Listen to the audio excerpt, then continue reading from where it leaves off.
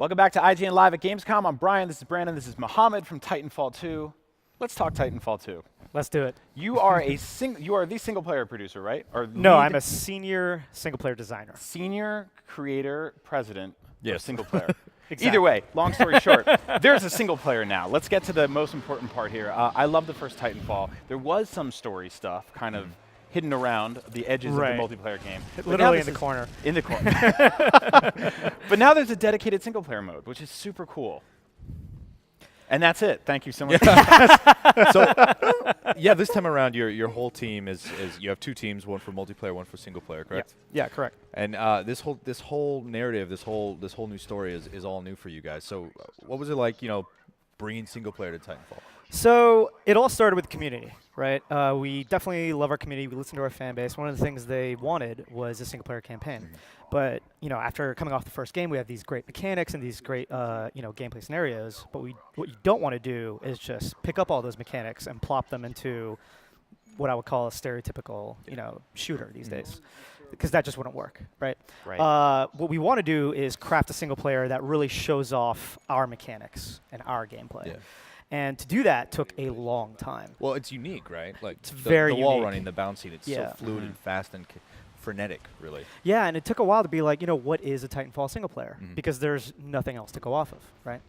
And what we ended up doing was all the designers went off and they made hundreds and hundreds of these like little pieces of gameplay that showed off like, a little part of our game, while keeping the soul of what a Titanfall game is.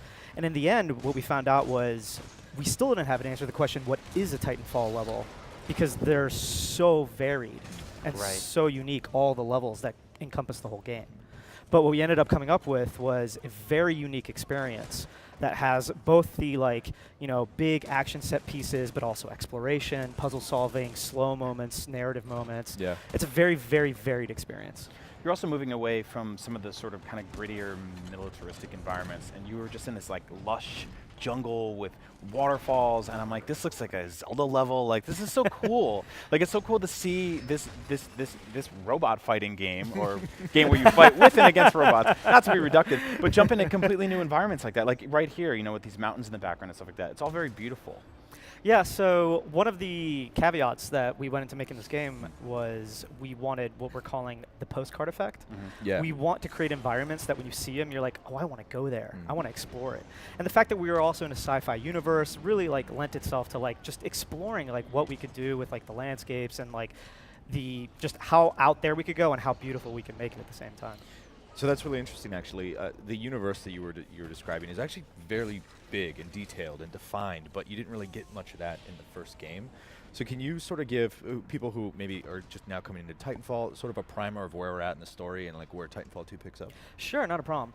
So basically, there's two factions. There's the IMC, which is basically this big industrial, money-hungry faction that basically colonizes worlds, fracks their planets for resources.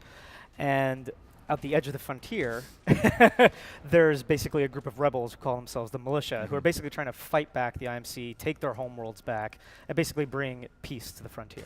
So this story picks up after the events of the first game, where the militia had a victory at Demeter, and they're kind of pushing the IMC back to the edge of the frontier, and they find this research planet called Typhon.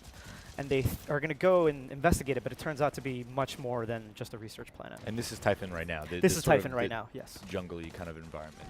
Well, the whole game takes place on Typhon, actually. Oh, awesome. Great. Okay, cool. And so the protagonist in this game, you have sort of a dual protagonist thing going on. Yeah, it's kind of like a buddy cop movie. Yeah, yeah. we were talking a little bit about this earlier, like sort of a Shane Black kind of fun dynamic going on between them. Yeah, for sure. So you play as Jack Cooper, Yeah. and he's a militia grunt. He's actually a nobody, but he has dreams and aspirations of becoming a pilot.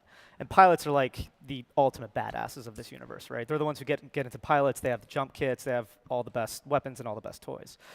You have a friend who's Captain Lastimosa, who is a pilot, and he's not really supposed to be taking you under his wing, but he is. And he's kind of teaching you the ways and how to become a pilot when basically all hell breaks loose and you get, thrust into a battle before you expected to get there. Yeah. And then the rest of the game is basically you fulfilling your dream of becoming a pilot with a Titan. Yeah. So can you talk a little bit about BT then? Yeah, so BT is the other half, BT-7274, Mhm. BT for short.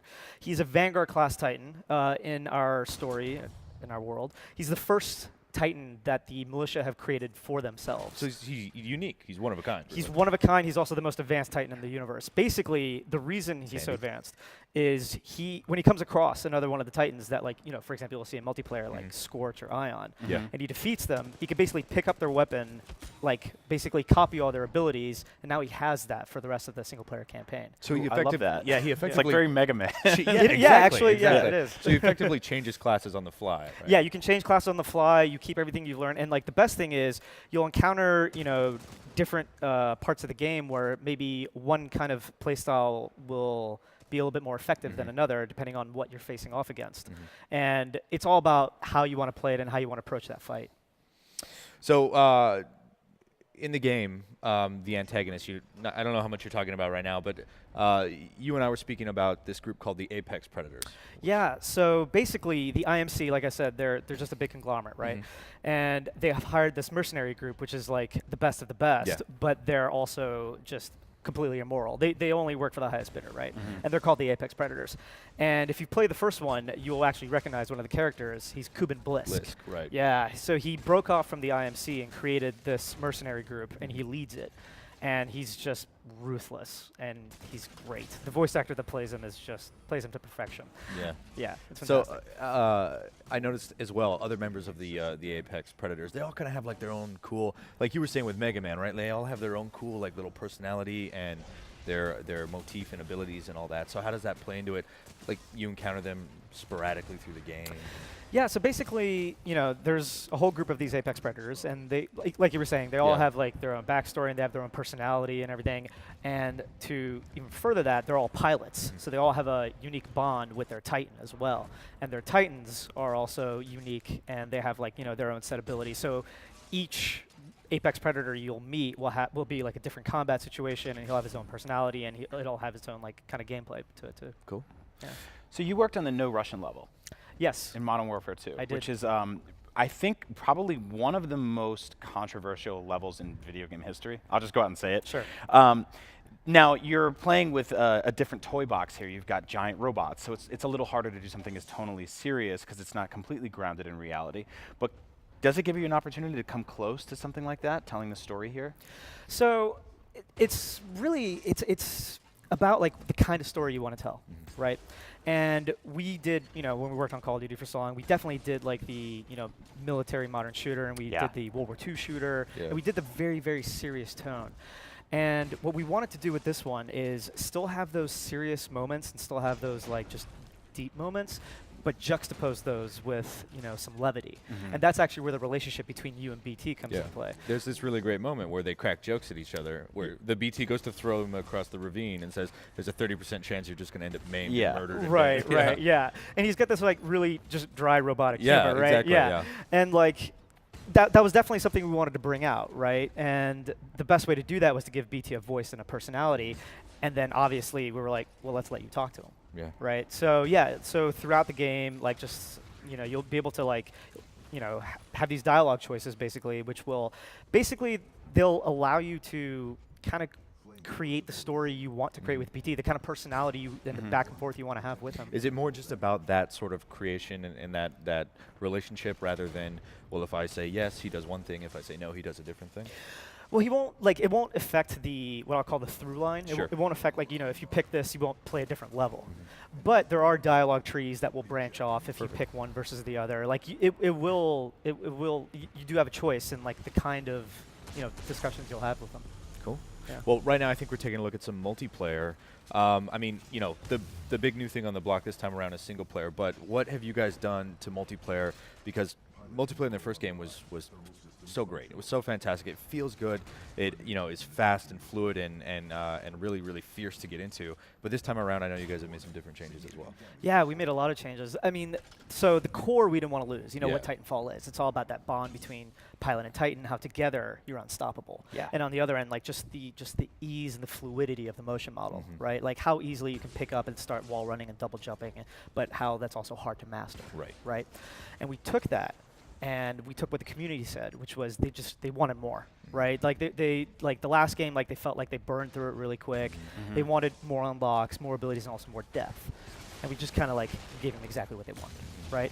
So not only do we have just a breadth of different like abilities, weapons, unlocks, customization, like all kinds of things. It's gonna take you forever to unlock everything in this game. There's a really, really deep and very interesting progression system that I don't think I've actually seen before in another game. And then on top of that, with all this breadth, we went deep too. So every ability, every weapon, everything you can do in the game, what we tried to do is you can pick it up super easy. You can just start playing with it and having fun, but there's a lot of depth to it. And the mastery level is going to take people a long time to get. Just take the grappling hook, for example. Right. Have you guys played with the grappling hook? So I have actually, and there's a physics to it, and Right. this weight to it. There is It's this weight to really it. hard to grab it at first, but then you start getting the hang of it. I mean, if you run and throw it at a wall, it'll pull you up there, right? It'll stick to anything. So yeah, Yeah. everyone has that baseline understanding of I can go from here to there, but to get the physics down and the flow, in one of the trailers you saw a guy hooked it to a silo And he and like whipped swings up up, into the yeah. air. I was like, I have no idea how to do that. Right. So like you said, like you can point it at anything, and I mean anything, even other Titans and other And pilots. other Right. players, yeah. And it'll yeah. pull players, and you can punch them in the face, or you can like link to your own Titan and like zip right to it. Yeah. That's going Right. to set up a lot of like, what the. Did he just do that to me? did I die like that? What? Yeah. Yeah. But like so It the did to beautiful me as Yes. the beautiful thing is though, like, what you saw in that trailer, what you can do is, wall run off a wall, build momentum, link it over here, and then just swing Yeah. around and completely change your momentum in your direction halfway, like across the level. All right, Mohammed, when can people play Titanfall 2? So we're having the multiplayer tech test, and that actually is open to the public this Friday. And Awesome. it's got a 10-level cap, and we offer 2 modes and 2 levels. And then we're going to be gathering a bunch of information from that tech test. We're hoping that we just get millions of people on this thing, hopefully to break it, so we can fix all the problems now before release date, Yeah, right? yeah. And then next weekend after that, we're going to bring it back, increase the level cap to 15, Oh, and wow. offer another mode and another level Awesome. Yeah. So, So, three, yeah. three modes, 3 maps in total. in total. Yes. Cool. So get out there and go break Titanfall 2. They're telling you to do that. Go break that game, and then they'll make it even better. Yeah. Mohammed, thank you so much. Thank I'm you super so excited much. for this game, especially because it's coming to PS4 now. Yes. That's Yeah. my baby right Yeah. there. We're going to be covering video games right here for Gamescom at IGN, so don't move.